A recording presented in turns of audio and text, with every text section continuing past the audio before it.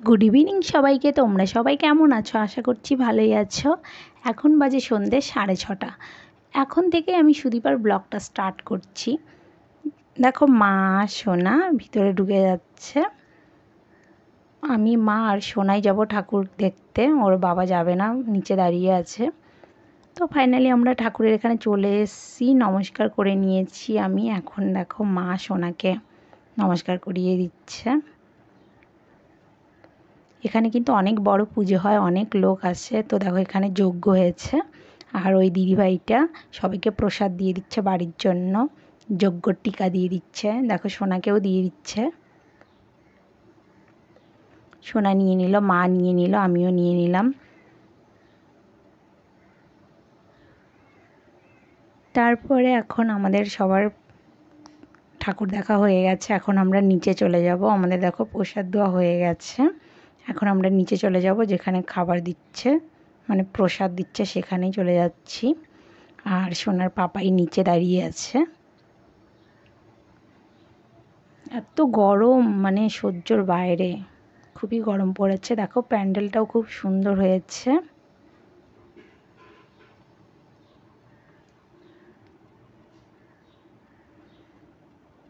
এখন দেখো আমরা সোনার বাবার ওখানে চলে যাচ্ছি। নিচে দাঁড়িয়ে দাঁড়িয়ে ফোন ঘাঁটছে, কিন্তু ঠাকুরের ওখানে গেল না, অনেক লোক আছে এই জন্য গেল না।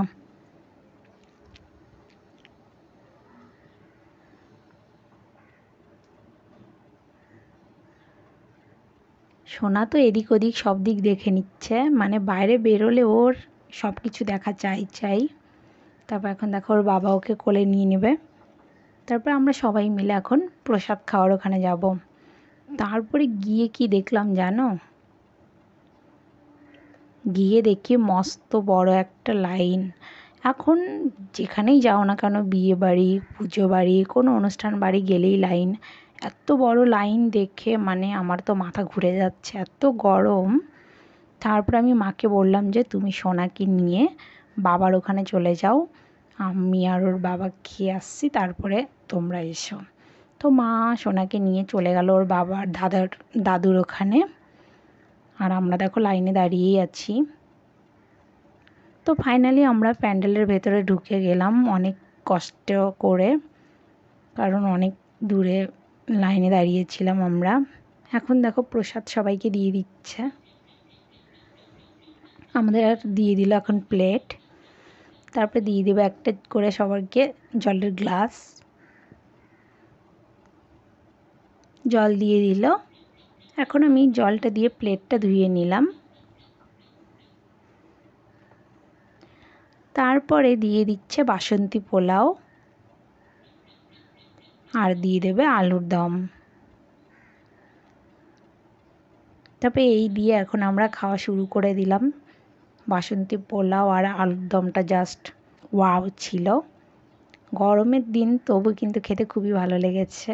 আর যদি একটু ঠান্ডা ঠান্ডা পড়তো তাহলে তো কোনো কথাই ছিল না। তো আমি দেখো খেয়ে নিলাম। এখন দিয়ে দিচ্ছে পনিরের একটা তরকারি। তো দিয়ে দিল চাটনি। দেখো তোমাদের দাদাভাই খাচ্ছে। এখন দেখো দিয়ে দিয়েছে চাটনি, পাঁপড়, পায়েস।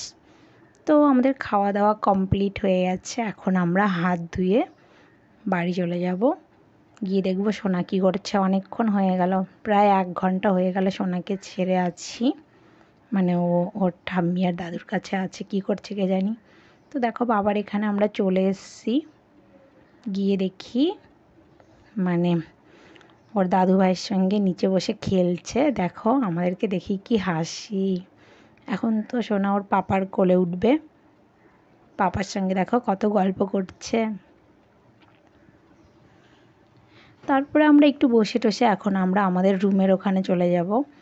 দেখো ওর বাবার কোলে উঠেছে, আর ওইদিকে বাবা আর মাও খেতে চলে যাচ্ছে প্রসাদ।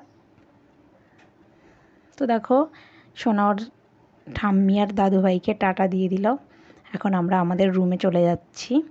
আর এত গরম পড়েছে তাই আমি ওদেরকে মানে ওর বাবাকে বললাম একটা মাজা আনতে, গলাটা একটু ভিজিয়ে নেব তার জন্য। তো দেখো ফাইনালি আমরা রুমে চলে এসেছি। এখন সোনার প্রচণ্ড ঘুম পেয়েছে। সোনাকে এখন খাইয়ে দাইয়ে ঘুম পাড়িয়ে নেব। তো এখন ভিডিওটা আমি এই পর্যন্ত শেষ করছি। গুড নাইট সবাইকে, টাটা।